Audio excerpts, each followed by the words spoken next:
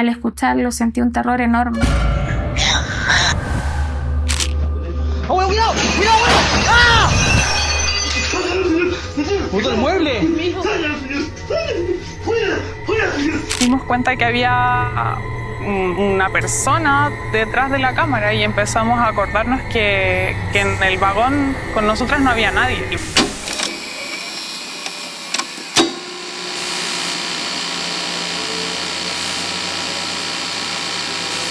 Yo creo que más de alguno de nosotros tuvo al menos una vez la instancia de estar con amigos, jugando en una fogata y que alguien empiece con la frase "¿y si contamos historias de terror?". Todos querían contar algo, aunque sea mentira, aunque se te ocurriera en ese momento, pero todos querían tener la peor historia, la que diera más miedo. También muchos crecimos con series como Los cuentos de la cripta, Escalofríos, Le temes a la oscuridad.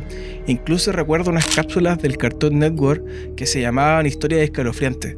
Y siempre empezaban con la frase "Esta es una historia real. Le sucedió al amigo de un amigo". No eran necesariamente de terror, pero sí generaban esa atmósfera. Crecimos contando y escuchando historias o creepypastas que dentro de todo sabíamos que eran exageraciones.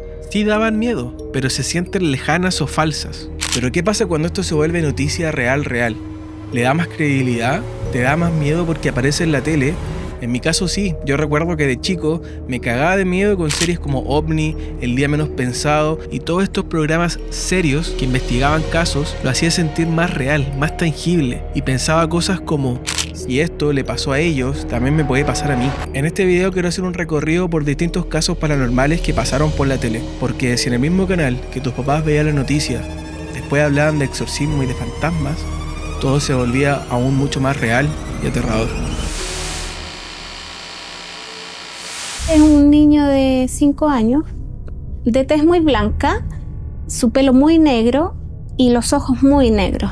Y esa noche él me dijo: "Mamá, tengo frío". Y cuando abro los ojos, él ya se iba, salió de la pieza. En un departamento de Santiago Centro vive Lorena y su familia, hasta que de pronto, a la fuerza, tuvieron que compartir el hogar con alguien más. Primero fue el amigo imaginario de su hijo menor, y todo quedó en eso, la mente inocente de un niño. Pero al tiempo se empezó a manifestar más. Se escuchaban puertas, se apagaban y prendían las luces, hasta que llegó lo inevitable. Tanto Lorena como su hija lo vieron. Era un niño de aproximadamente 5 años. Por eso en el año 2017 se emite el caso en el programa La Hermandad de Chilevisión y titulan su historia como Conviviendo con un fantasma. Unas 2 o 3 veces yo me he encontrado con él de frente, juega con los interruptores de la luz, da portazos. Yo lo veo que pasea por el pasillo, lo veo pasar por mi puerta. Siento que está tratando de hacerse presente, de decir: "Aquí estoy yo". La posible explicación que encuentra Lorena es que ella trabajaba en una funeraria y un día le tocó maquillar a un niño, pero al verlo tan parecido a su hijo, que tenía la misma edad, no pudo hacerlo, no fue capaz. Desde ahí que ella siente algún tipo de conexión, de protección o algún tipo de búsqueda de amor maternal. La hija mayor de la familia estaba embarazada y a pocas semanas de dar a luz. Y un día, hablando por audio de WhatsApp con una amiga, logró registrar algo que para ella fue bastante aterrador. Al escucharlo sentí un terror enorme, sentí un frío de los pies a la cabeza que me congeló y que me asustó 10 veces más de lo que me había asustado verlo. Este caso remece por los relatos de la familia, lo que logran encontrar los investigadores. Realmente se logra empatizar, sobre todo considerando que esto no pasa en un túnel abandonado, en un hospital. Es un hogar, un departamento como cualquier otro, y eso pega más fuerte. En este caso también participó Víctor Jara. Él es un investigador paranormal y pertenece a la agrupación Almas Perdidas. Ellos llevaron sus herramientas de medición y empezaron a hacer distintas pruebas para comprobar si existía o no una presencia en el departamento. ¿Te gusta estar acompañado de Lorena? ¿Quieres alejarte de Lorena? No. A Víctor lo conozco hace un par de años, por eso le hablé para que él también me contara su experiencia y lo que fue para él este caso en particular. La gracia de esto es que nadie te decía nada, o sea, no te daban contexto y tú ibas casi a ciegas. Y te entregaban un contexto, tú podías ir predispuesto a cualquier cosa, hasta generar algún tipo de guión, como tú dices, en la tele a veces falsean cosas. Entonces eso era lo bueno. Hicimos un par de psicofonías coincidimos con las respuestas, y eso es lo bueno de la psicofonía con ruido blanco. Entonces, cuando nosotros hacíamos preguntas, teníamos respuestas por lo menos que eran coincidentes. Y cuando tenemos respuestas, siempre estas entidades como que tratan de afiatarse a alguien, como que tratan de buscar un canal para poder generar esta comunicación. Y esto fue el mismo caso de Lorena, como que se impregnó de ella y se fue con ella a su casa. El sonidista, ellos tienen como estas cosas de sonido, ¿cierto? Que son profesionales. Y cuando teníamos esa respuesta, eso no se ve en la grabación, pero él decía, weón, ¿qué onda? No logro entender cómo nos responde. Que se cuestionaba así como, yo como profesional no logro... Así como darle un origen al sonido. Claro, un origen al sonido, ¿cachai? Como que esto no se explica. Bueno, terminamos de grabar. Álvaro se ofreció hacer después una limpieza. Yo seguí en comunicación con Álvaro. Él siguió como guiando a la familia. No es que se haya desaparecido el fenómeno, solamente trataron como de acompañar a la familia y enseñarle a convivir con el fantasma, llamémoslo así, o con la entidad. Entonces no había forma de que ellos se liberaran de este niño. No, porque decía que esto se había impregnado a la señora directamente. Entonces no sacaban nada con vender la casa, ¿cachai? No era algo que tenía un apego directo, sino que era directamente una entidad, ¿cierto?, que se impregnó con la señora. Pero ahí va a depender directamente de ella cómo va a convivir. O sea, hay entidades que no se aferran a los lugares o cosas materiales y se aferran a las personas. Sí, y también de cómo tú anímicamente te encuentras. Porque hay veces que están afectadas las familias, o tú anímicamente estás por un periodo bajo, y eso también te hace vulnerable frente a estas entidades, que es lo que buscan a veces, es tratar de hablar o acercarte, ¿cachai? O a veces como estas entidades malas que uno les llama, que te tratan de ver vulnerable para poder atacar donde más te pueden. Todo lo narrado acá podría tener una explicación perfectamente natural, pero la razón por la que esta historia sobrevive a los años no es un dato técnico, es un latido, el de una casa común donde alguien, alguna vez, dijo haber sentido a un niño que no se fue. Y mientras no podamos probar lo contrario, ese lugar queda abierto. El lugar incómodo donde sigues buscando explicaciones lógicas para lo que está pasando, o definitivamente aceptas que no estás solo. Porque él busca una mamá. Yo siento, quizás porque yo sentí lo mismo que él, el abandono.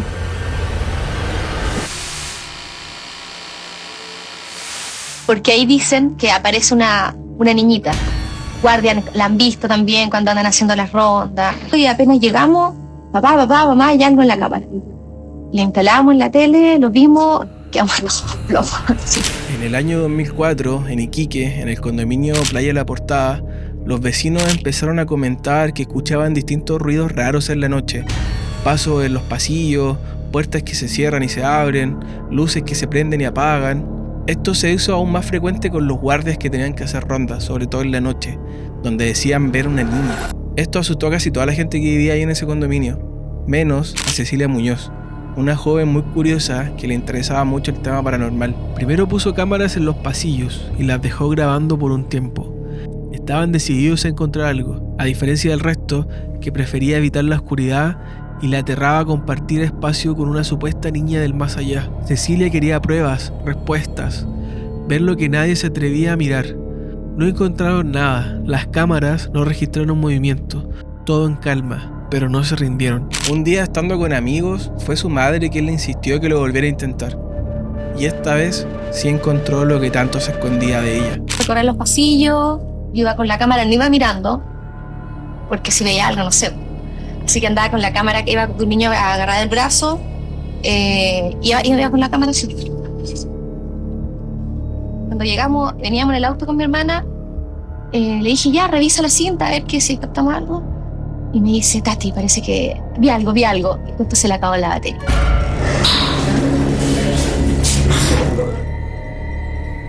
Detrás de dos dormidores que estaban realizando el subterráneo, apareció fugazmente la imagen de una pequeña que nadie había visto en ese momento. El atractivo de este registro es que no parece una trampa de edición, no parece estar preparado. Son planos largos, luz fea, y por eso pega, porque se siente amateur y cotidiano, porque ese subterráneo podría ser el de cualquiera. Fenómenos era un programa de reportajes de Canal 13, que por años mostró relatos de magia negra, fantasmas y exorcismos. existió justamente para eso, para que estos relatos dejaran de contarse al oído y empezáramos a mirarlos juntos. Expuso el caso y lo hizo conocido en todo el país. Yo lo vi de niño, tenía 12 años cuando se emitió este capítulo, y no creo ser el único que sigue sintiendo el mismo escalofrío que sintió la primera vez que lo vio. Cecilia y su familia fueron a buscar lo que la mayoría prefiere no ver, donde muchos eligen creer que no pasa nada, todo para dormir tranquilos. Ellos lo fueron a buscar con la cámara. ¿Tú te atreverías a buscar o preferirías no saber?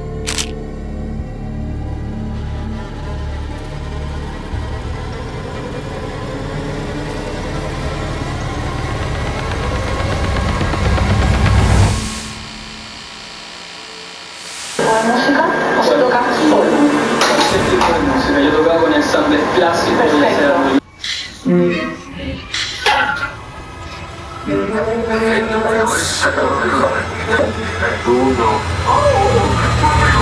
En un departamento de San Bernardo, el miedo empezó con un viento helado que no venía de ninguna parte. Para Oscar, el niño de la casa, este frío era una señal.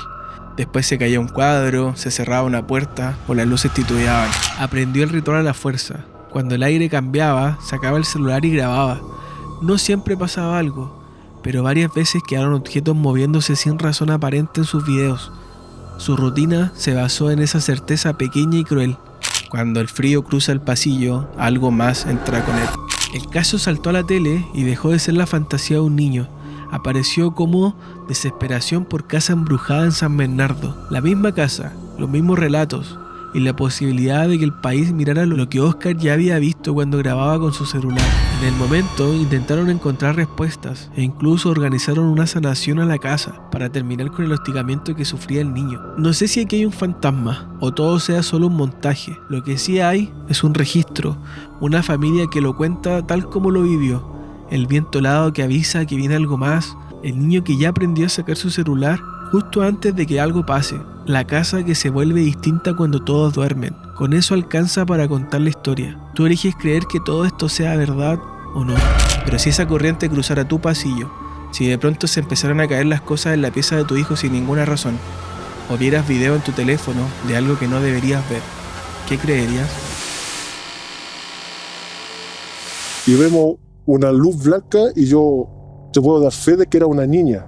Quedé como bien tiritona en ese tiempo, en ese momento. Veo una señora que está sentada, pelo cano, un tomate bien hecho, mirando hacia abajo, lo cual se me pusieron los pelos punta enseguida, porque a esa hora, 1:30 de la mañana, no era posible que se haya quedado alguien adentro. Bajo tierra, cuando el zumbido del túnel se escucha como una respiración y el reloj parece detenerse, el metro de Santiago se llena de relatos que algunos trabajadores y usuarios han contado en cámara. La Hermandad de Chilevisión reunió varios de estos testimonios en el 2017 y los puso en horario estelar. TVN hizo lo mismo en su matinal, compilando los 5 supuestos fantasmas del metro. No eran ni los anónimos, eran voces y caras frente a la tele, contando lo que dicen haber visto y oído. En Los Héroes, un supervisor relató que 3 trabajadores de aseo vieron a una niña en las vías con una pelota. Cuando bajó a ayudar a la niña, según su testimonio, se deslizó hacia atrás varios metros y por un instante surgieron 2 figuras más, un hombre y una mujer, posando en la estación vacía. Luego, nada. Y sigue con el en busca para poder sacar a la niña. Pero la niña, al momento de acercarse, ella se desliza. Unos 20 metros hacia atrás se desliza. Y quedaron las 3 personas, o las 4 en este caso, así perplejas de qué estaba pasando. Y emergen 2 figuras, un hombre y una mujer. Un ex funcionario dijo haber sentido que le susurraban su nombre en el oído, en un turno de madrugada, sin nadie alrededor. Al frente de donde estaba yo, alguien dice Roberto, súper fuerte. Yo pensé que era una de mis compañeras. Y levanto la cabeza y no había nadie. Y como que me entró pánico porque fue muy claro lo que, como dijeron mi nombre. Entonces yo salí corriendo, fui a la colación y veo que todas las chiquillas estaban sentadas. Y dije, ¿qué pasó? ¿Quién me llama? Y me dicen, no, compañero, nadie te ha llamado, ¿por qué? Y yo le digo, ¿te puedo jurar que alguien me llamó por mi nombre ahí en el aire? Y en el llano, 2 trabajadores afirman escuchar risas de mujeres dentro de una estación cerrada, rastreando pasillos y cuartos de mantención sin encontrar a nadie. Cuando abrí la puerta, nuevamente se escucharon las risas. Y le pregunto, ¿escuchaste? Sigo ese escuché. Revisamos todos los andenes, revisamos todas las puertas, revisamos algunas oficinas que estaban aledañas, revisamos a nivel de mezanina, todos los pasillos, absolutamente nada. Son escenas breves, pero suficientes para que el miedo te acompañe por las escaleras de la salida. También hubo registros que se viralizaron fuera del andén. Sebastián iba camino a un concierto de Iron Maiden y se sacó una foto para avisarle a sus amigos. Ahí se dio cuenta que no estaba solo en el vagón. Y cuando me tomo la selfie, que fueron 3, en la tercera aparece esta persona. Ya, y obviamente yo miro hacia atrás y atrás mío no venía nadie. El metro venía prácticamente vacío. Roberto trabajó un tiempo por las noches en el metro. También vio y escuchó cosas en sus jornadas de trabajo. Pero cuando vio esta foto de Sebastián, recordó una experiencia puntual. El sombrero, un abuelo con la chaqueta. Es la persona que sale en la foto. Lo veo que baja de la escalera como volando y cruza hacia el andén en dirección Tobalaba y desaparece. 2 amigas saliendo de un tour en el cementerio general tomaron una foto dentro del metro. Este es uno de los registros más claros y famosos que existen sin explicación.